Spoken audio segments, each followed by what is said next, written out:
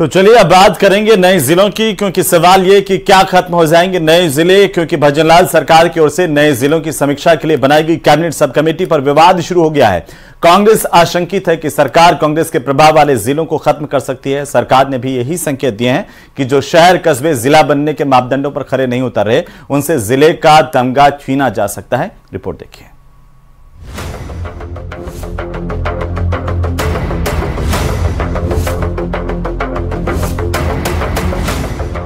Budget सत्र से पहले ही गहलोत राज में बने 17 नए जिलों और 3 संभागों के भविष्य पर संकट के बादल मंडाने लगे हैं। संसदीय कार्य मंत्री जोगाराम पटेल का तर्क है कि कांग्रेस राज में अपने चहेतों को खुश करने के लिए गहलोत ने आनन फानन में जिले बना दिए थे। जिले बने कई शहर कस्बे जिला मुख्यालय बनने के मापदंडों पर खरे नहीं उतर रहे। इससे फिजूल खर्ची बढ़ रही है और जनता को इसका फायदा कम और नुकसान ज्यादा हो रहा है। अनेक जिले ऐसे बना दिए जिसका जनता खुद ऐतराज करती है। इवन मेरे कांग्रेस के साथी भी ऐतराज करते हैं कि इसकी कोई आवश्यकता नहीं थी। तो हमारी माननीय मुख्यमंत्री जी का ये मानना है कि कोई भी जिले बने, ग्राम पंचायत बने, निगम बने, वो जन उपयोगी हो, जनहितार्थ हो। और जन उपयोगी नहीं हो, अनावश्यक अनाप शनाप खर्चा बढ़ जावे, प्रशासनिक तंत्र इतना बनाना पड़े कि उसकी पूर्ति नहीं की जाए, तो उसको उपयोगी नहीं कहा जा सकता।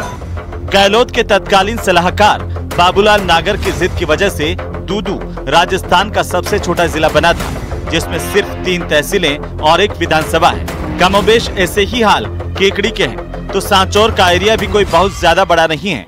गंगापुर सिटी के कांग्रेस विधायक रामकेश मीणा ने तो चेतावनी तक दे डाली है कि अगर गंगापुर सिटी से जिले का दर्जा छीनने की कोई भी कोशिश हुई तो सरकार की ईंट से ईंट बजा दी जाएगी। मैं आपको ये चेतावनी देता हूँ कि गंगापुर ने बहुत झंझट झेले हैं, दुख झेले हैं, और गंगापुर के नागरिक किसी भी रूप में इसको बर्दाश्त नहीं करेंगे कि गंगापुर जिले की समीक्षा हो। गंगापुर पूरे मापदंड तय करता है, प्रस्ताव पास हुआ है, सरकार ने जिला बनाया है। अगर गंगापुर जिले से कोई छेड़छाड़ की कमेटी हो या सरकार हो, किसी भी रूप में बर्दाश्त नहीं करेंगे, सरकार की ईंट से ईंट बजा देंगे।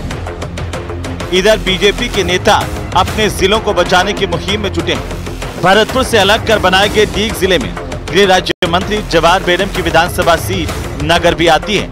अब गृह राज्य मंत्री बयान दे रहे हैं कि डीग जिले का अस्तित्व बरकरार रहेगा।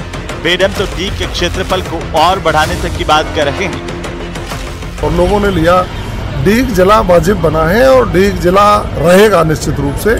उसकी सीमाओं में और लोगों को जोड़ा जाना निश्चित रूप से जरूरी है। जो इच्छा अपनी इच्छा से कहेंगे कि हमको डीग जिले में रखा जाए, उनको रखा जाएगा। और कुछ लोग ऐसे जोड़ दिए थे कि उनको डीग में जोड़ने की आवश्यकता नहीं थी, उनको उनके नज़दीकी जहाँ सहूलियत होगी वहाँ जोड़ने की बात करेंगे। हम कमेटी के सामने अपना पक्ष भी रखेंगे। माननीय मुख्यमंत्री महोदय ने कमेटी बनाई है और वो कमेटी इसमें सकारात्मक रूप से सभी पहलुओं का समीक्षा करेगी। और समीक्षा के उपरांत ये पाया जाएगा कि अनेक जिले जन उपयोगी नहीं हैं, अनेक अनावश्यक रूप से वित्तीय भार बढ़ा रहे हैं, प्रशासनिक भार बढ़ा रहे हैं, तो उसकी समीक्षा की जाएगी। बहरहाल जिलों को लेकर विधानसभा सत्र में हंगामा होना तय माना जा रहा है। कांग्रेस विधायक इस मुद्दे को मुखर होकर उठाने की तैयारी में है। आखिर बरसों के संघर्ष के बाद जिले का मिला तमगा कहीं लापरवाही में हाथ से ना निकल जाए, इसलिए विपक्ष चौकन्ना नजर आ रहा है। सब कमेटी के सामने अपने जिले को बचाने की मजबूत पैरवी करने की भी विपक्ष की पूरी तैयारी है।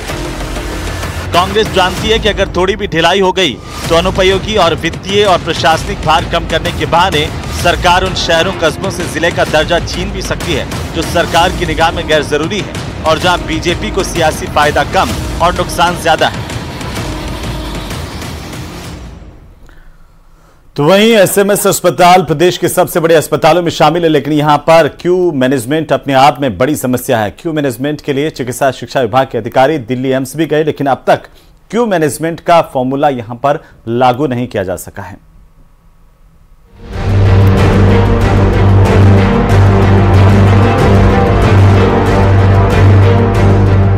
करीब 20 दिन हो चुके हैं जब क्यू मैनेजमेंट का सबक सीखकर चिकित्सा शिक्षा विभाग के अधिकारी दिल्ली एम्स से वापस लौटे, लेकिन अब तक उस फॉर्मूले को एसएमएस अस्पताल में लागू नहीं किया जा सका है। प्रदेश का सबसे बड़ा एसएमएस अस्पताल, जहां हर रोज 10,000 मरीज ओपीडी में आते हैं। रोजाना करीब 1500 मरीज भर्ती होते हैं, लेकिन भीड़ का आलम यह है कि कई घंटे मरीज कतार में खड़े रहते हैं। चिकित्सा शिक्षा विभाग के अधिकारी दिल्ली एम्स से क्यू मैनेजमेंट का फॉर्मूला सीख कर भी आ चुके हैं, लेकिन हालात अब भी डराने वाले हैं। ओपीडी में हम इनफ्लो तो पेशेंट का कम नहीं कर सकते, मरीज तो लोग सब लोग दिखाने आएंगे। तो मैडम ईसीएस ने और मंत्री जी ने दोनों का बहुत हमारे ऊपर आग्रह था कि वहाँ पर एक क्यू मैनेजमेंट सिस्टम लागू हो। तो उनके निर्देश के अनुसार वहाँ एक क्यू मैनेजमेंट सिस्टम शुरू कर दिया जाए। और इसके साथ साथ हमने काउंटर्स भी बढ़ाने की कोशिश कर रहे हैं हर ओपीडी में, कि जिससे कि मरीज को दिखाने के लिए मल्टीपल पॉइंट्स होंगे तो वो जल्दी से मतलब उसका पेशेंट को का समय कम है। प्रबंधन मानता है कि एसएमएस अस्पताल में इस क्यू मैनेजमेंट को लागू कराना किसी चुनौती से कम नहीं है, क्योंकि ओपीडी में मरीजों को बैठने के लिए समुचित व्यवस्था ही नहीं है। एसएमएस की ओपीडी पूरी तरह से एयर कंडीशन नहीं है, जिसके कारण मरीज परेशान होते रहते हैं। एसएमएस मेडिकल कॉलेज के प्राचार्य डॉक्टर दीपक माहेश्वरी ने बताया कि मरीजों की दिक्कतें कम करने के लिए काउंटर्स बढ़ाने पर विचार किया जा रहा है। आईपीडी में और एक ओपीडी में प्रॉब्लम है, तो आईपीडी में हम का ये प्रयास है कि हम हर डिपार्टमेंट को यही कहने की कोशिश कर रहे हैं कि आप अपनी जो सर्जिकल प्रोसीजर्स हैं उसके लिए वेटिंग लिस्ट कम से कम लेके आइए।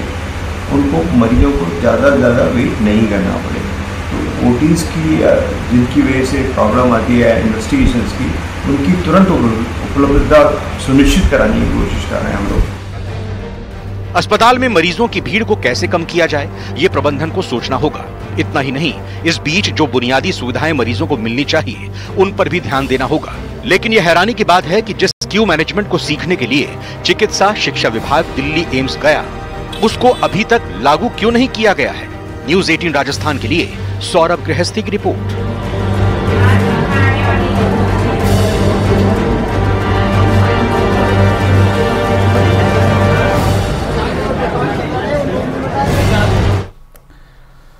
तो भजनलाल सरकार ने अपना पहला पूर्ण बजट पेश करने से पहले राज्य कर्मचारियों को एक बड़ा तोहफा दिया। छठे वेतन आयोग के तहत आने वाले कर्मचारियों का महंगाई भत्ता 9% तक बढ़ाया गया है।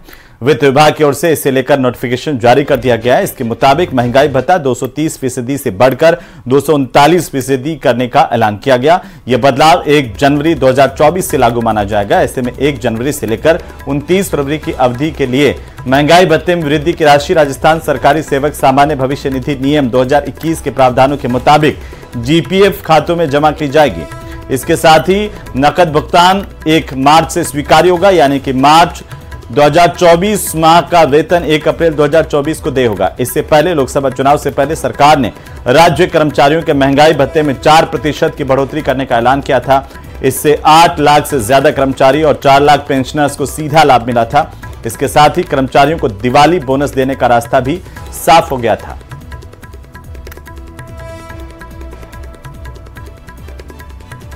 राज्य सरकार ने राज्य कर्मचारियों का 9% डीए बढ़ाने का ऐलान कर दिया है। वित्त विभाग की ओर से इसके आदेश भी जारी कर दिए गए हैं। इसका लाभ 5वें और 6ठे वेतनमान से जुड़े करीब 8,500 कर्मचारियों को मिलेगा। इससे पहले भी अगर देखा जाए तो लोकसभा चुनाव से पहले 4% डीए बढ़ाया गया था, जिसका लाभ प्रदेश के करीब 8 लाख से ज़्यादा कर्मचारियों को मिला था। नए आदेश के बाद में पेंशनर्स को भी लाभ देने की जो बात है इसमें कही गई है। इसमें 9 से लेकर के 16% तक लाभ जो है डीए के अंदर पेंशनर्स को भी मिलेगा। फिलहाल नए आदेश के बाद में अगर देखा जाए तो बजट सत्र से पहले ये एक बड़ा आदेश है, जिससे राज्य कर्मचारियों में जिन्हें इसका लाभ मिलने वाला है उनके अंदर काफी खुशी का माहौल है। कैमरा पर्सन मान सिंह के साथ में अरबाज अहमद, न्यूज़ 18 के लिए जयपुर से।